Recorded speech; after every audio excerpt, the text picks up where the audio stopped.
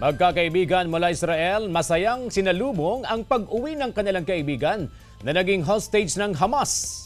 Tunghayan sa Globalita.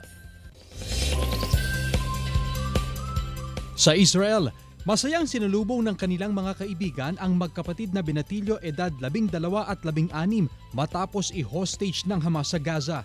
Sa loob ng 52 araw, hindi nagkita-kita ang magkakaibigan at inakala raw nilang hindi na sila muling magkakasama-sama.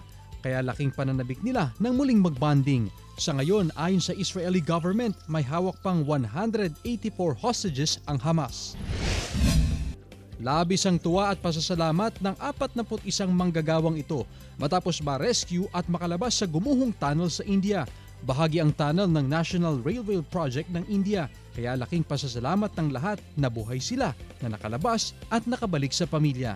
Chris Zuniga para sa Mornings with GMA Regional TV.